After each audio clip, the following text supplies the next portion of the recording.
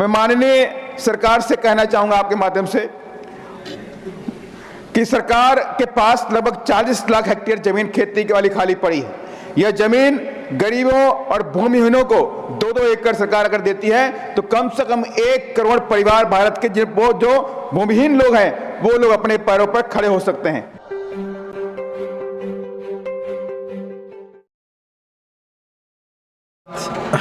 माननीय श्री राम जी 5 मिनट। धन्यवाद मान्यवर कि आपने मुझे बजट 2025-26 की चर्चा पर बोलने का अवसर दिया और साथ ही मैं आभार व्यक्त करता हूं अपनी पार्टी की मुखिया आदरणीय बहन कुमारी मायावती जी का भी।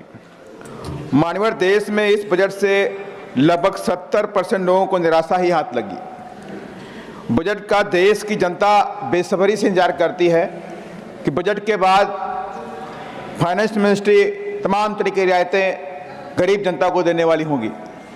टीवी, फ्रिज, खाने वाली सामान, आवश्यक वस्तुएं, दाल, आटा, चावल, दूध, दही, बच्चों की किताबें, पेंसिल, पेन, कपड़ा, खाद, पेस्टिसाइड, बीज, ये सारी चीज़ें सस्ती होंगी, पेट्रोल सस्ता होगा। लेकिन जल्दी ही उनको निराशा हाथ लगी जब इस तरह की कोई भी रियायतें माननीय फाइनेंस मिनिस्टर जी गरीबों के लिए नहीं ला पाई। मानव देश में लगभग 70 करोड़ लोग अलग अलग सेक्टरों में मजदूरी करते हैं। इनकी मजदूरी 200 रुपए से लेकर 300 रुपए तक होती है और 300 रुपए में एक गरीब व्यक्ति क्या करेगा। इस देश में लंबे अरसे तक कांग्रेस ने भी राज किया और बीजेपी कर रही।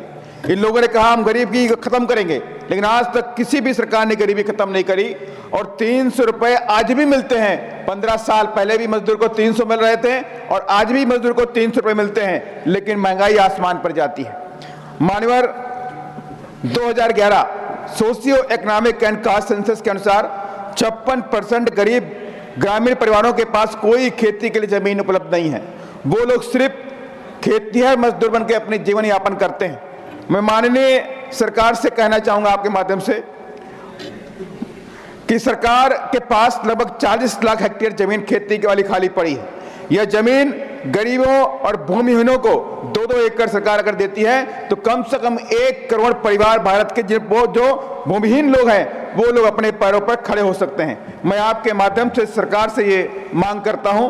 साथ ही आपके माध्यम से ये कहना चाहता हूं कि सरकार स्कूलों में जो मिड डे मील होता है उसमें बच्चों को पौष्टिक आहार नहीं मिलता, उस फंड को भी सरकार बढ़ाने का काम करे। साथ ही प्राइवेट स्कूलों में और फीस में, किताबों में प्राइस हाइक हो रहा है, बच्चों की फीस बढ़ाई जा रही है, कोई रेगुलेटरी बॉडी नहीं है। इस पर भी माननीय फाइनेंस मिनिस्टर ध्यान देने की जरूरत है। साथ ही मैं आपके माध्यम से सरकार से यह भी कहना चाहता हूं कि SC/ST का जो फंड होता है, SC/ST का जो फंड है, डेवलपमेंट उनके खर्चा होना है, उनके शिक्षा पे खर्चा होना है, उनके रोजगार पे खर्चा होना है। लेकिन तमाम सरकारें उस SC/ST फंड को डाइवर्ट करके अन्य मदों में खर्च करती हैं। इस पर माननीय फाइनेंस मिनिस्टर रोक लगाएं कि जो फंड जो मद में खर्च होना है उसी मद में वो खर्च किया जाए।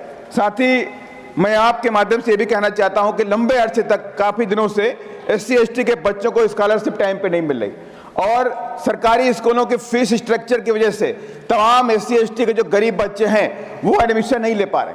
अभी कई जगह पे देखने को मिला, IITs में देखने को मिला कि गरीब बच्चे एडमिशन लेने में असमर्थ रहे। तो मैं आपके माध्यम से सरकार से कहना चाहता हूं कि SC/ST के जो बच्चे, जो गरीब लोग हैं, उनकी फीस को फ्री किया जाए और साथ ही जो उनका स्कॉलरशिप होता है वो भी सरकार टाइम पर उनको देने का काम करे। और इसके साथ ही मैं आपके माध्यम से कहना चाहता हूं कि बाबा साहब डॉक्टर अम्बेडकर ने इस देश के अंदर रोजगार और इस देश को आर्थिक शक्ति के रूप में बनाने के लिए तमाम दस्तावेज लिखे, तमाम तरह के रिसर्च भी दिए और तमाम तरह की किताबें भी लिखी। बाबा साहब डॉक्टर अम्बेडकर ने अपने वॉल्यूम नंबर 3 में ये लिखा हुआ है कि इस देश के अंदर जो कृषि क्षेत्र है वो सरकार के अधीन रहना चाहिए और उसके साथ ही ये भी कहा कि बीमा क्षेत्र भी राष्ट्रीयकृत होना चाहिए। अगर आप बीमा को प्राइवेटाइजेशन कर दोगे 100% तो इस देश में बहुत बड़ा जोखिम उठाना पड़ेगा, देश जोखिम की तरफ बढ़ सकता है। इसलिए मैं माननीय फाइनेंस मिनिस्टर से कहूंगा कि इस पर भी पुनर्विचार करें और बाबा साहब की इस बात को भी ध्यान में रखें। और साथ ही सरकारी कर्मचारी लंबे अरसे से मांगते चले आ रहे हैं कि OPS लागू किया जाए, लेकिन OPS नहीं मिल रहा, उसके लिए NPS लाया गया, फिर UPS लाया गया, लेकिन सभी लोग इसको रिजेक्ट कर रहे हैं। तो मैं माननीय सरकार से आपके माध्यम से कहना चाहता हूं कि OPS को पुनः लागू किया जाए, उस पर कंसिडर किया जाए। साथ ही मैं एक भारत का नागरिक होने के नाते मैं कहना चाहता हूं कि देश में हजारों करोड़ रुपया अलग अलग प्रदेशों की सरकारें टैक्स का जो पैसा होता है वो प्रचार में खर्च करती हैं। कहीं टीवी पे खर्चा हो रहा है, कहीं होर्डिंग में खर्चा हो रहा है, कहीं टीवी अखबारों में वो खर्चा किया जा रहा है, टैक्स का पैसा खर्चा किया जा रहा है अपने प्रचार प्रसार के लिए। उस पर रोक लगाई जाए और उस पैसे को इस देश के अंदर शिक्षा और गरीब बच्चों के ऊपर पढ़ाई के पर लगाया जाए। लास्ट में बहुत इंपॉर्टेंट पॉइंट है, लास्ट में कहना चाहता हूं, एविएशन सेक्टर के अंदर एक लूट मची पड़ी है। मैं सरकार से कहना चाहता हूं कि एविएशन सेक्टर के अंदर लूट को रोकने के लिए जिस तरह ट्राई के अंदर try regulatory authority of India बनाया गया है, ऐसे एविएशन सेक्टर के अंदर भी एक रेगुलेटरी बॉडी बनाई जाए जो प्राइस हाइक को रोकने का काम करे।